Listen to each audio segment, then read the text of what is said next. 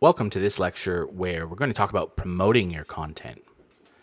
So in this lecture, we're going to cover the idea that there's a lot of value in actually promoting your content. And then we're going to talk a little bit about some of the platforms and media you can use to do that promotion.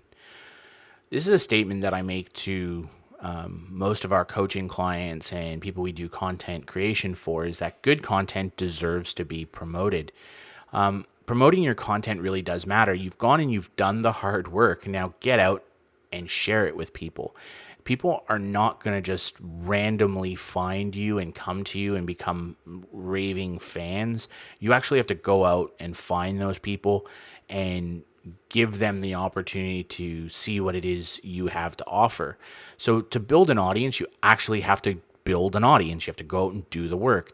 And one of the SEO benefits of doing this promotion is that when you do good promotion, it generates backlinks.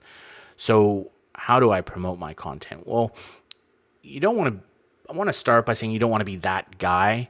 You don't want to just go everywhere on Facebook and Twitter and just start spamming everybody you know with links to whatever new content you've created this week about something probably 90% of those people don't really care about. You want to be cool and share your stuff with people who will understand and get the value of what it is you're trying to do. When you start forcing your content on people, it's going to end up hurting you more than helping you. So just be judicious with your content promotion and make sure that you target it correctly. So one of the best ways to promote your content is through email marketing.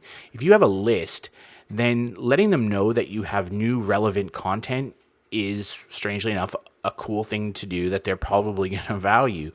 And oddly enough, when you create good content, that's a really simple and effective way of helping you build your email list, because you can put an opt-in on the page, and then when somebody finds your content through either promotion or, as this course suggests, search engine optimization, then they may say, you know what, I want to know what this person says on a regular basis. They'll opt in and let you send them email.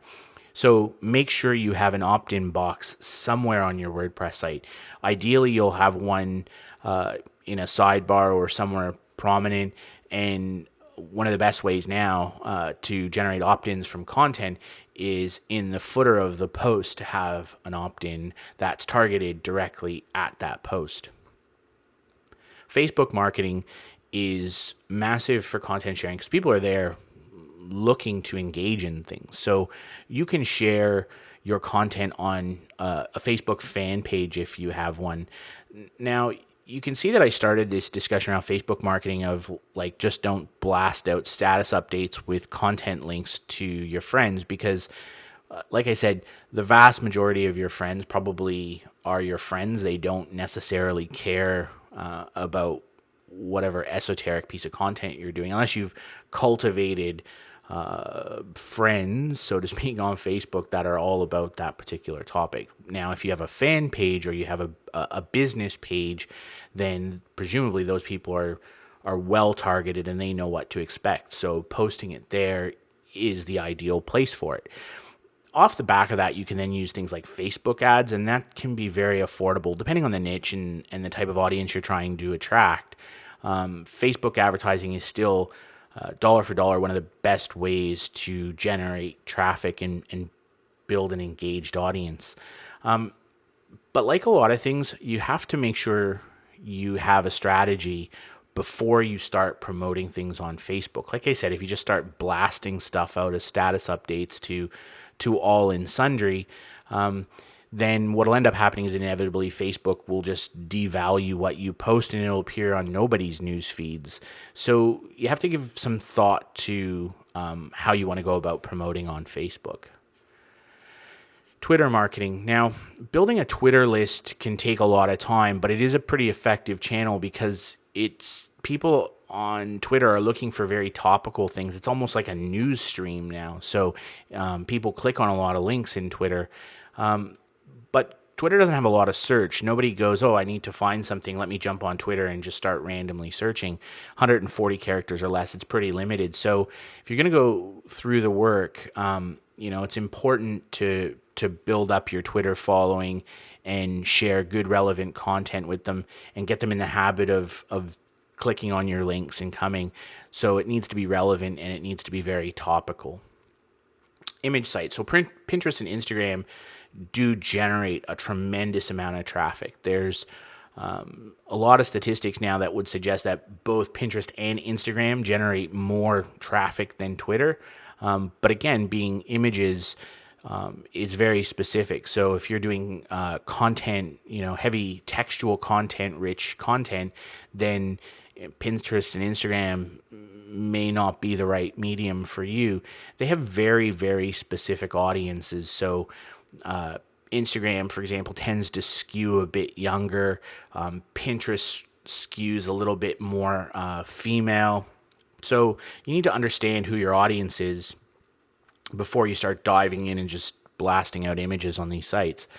And again, those images should be original so that you're protected from copyright, but they're of value to the people who are actually on those sites, and they match what those people are looking for.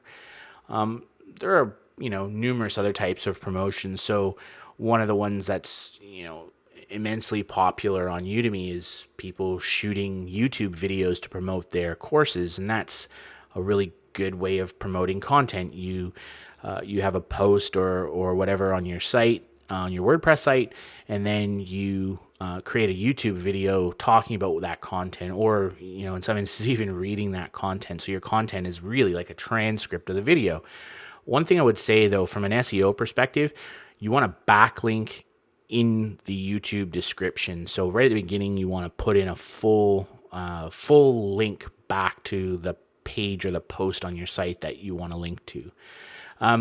Another form of promotion that's pretty valuable is appearing on other people's podcasts. Now, presumably, if those people do regular podcasting, they can actually build their own audience, and you can leverage that. So, a couple of marketing ideas there that you're leveraging their authority to build your own, but also being an audience, you can drop links, and a lot of times the people hosting the podcast will tell their audience how to find you. Finally, it's just some other forms of promotion. Forum postings. Forum marketing is a really good way of building your own authority in a group of people with a shared set of interests. And then you can use that medium to help funnel people back to your site. But you really need to be careful, because most forums hate link bombing. They hate people going in and just saying, oh, I've posted this on my site, click here. Generally speaking, if you're on a forum, you can have a footer link, in your profile, and that can link back to your site. Or in some instances, if you have a really good post that's relevant to that audience, then maybe having the link directly to that post is of value. There are then content syndication networks, and these are largely paid. So, things like Outbrain, these are big content syndication networks, and you can actually pay to have your posts appear on some, really big sites on the internet that generate, millions of visitors. But it is a paid form of content promotion. Guest posting and other forms of paid promotion, you need to be a little bit careful that you don't get into the world of buying backlinks, even somewhat inadvertently. You'll often see advertorial type posts on people's websites. You don't want to go down that road, but legitimate guest posting where you create a really good piece of content on somebody else's site that matches their audience and adds value to their readers, and that happens to have a link back to your site, that's okay. Just don't make that your only form of promotion, and certainly I would recommend you not pay for that, because if you pay to put links on other people's pages, then realistically there's a lot of other people probably doing that, so the site that you're getting the link from probably isn't the best either, and that will eventually come back to haunt you. So in summary, just, promotion is important, but be cool about how you promote. Don't be that guy. Don't be the person who's out there just spamming everyone with links and bombarding them with messages they didn't ask for. It's important to build your lists. So email and remarketing lists, if you're doing anything with Facebook advertising or Google AdWords or whatever, then building remarketing lists is important. Having those opt-in boxes to generate an email list is critical. Use the mediums for what they're designed for. So use them appropriately. Don't waste your time promoting on Pinterest or Instagram if you don't have images that are worthy of them clicking on and sharing. It's just not going to generate the interest, and you're just effectively wasting your time. Again, like a lot of things, you just have to have an overall strategy for what you're trying to do, and make sure that you're executing on all the little details. And strangely, when you promote your stuff, it delivers good SEO because people see it. If they see that it's valuable, then they'll backlink to it naturally, and that will help you in your search engine optimization efforts.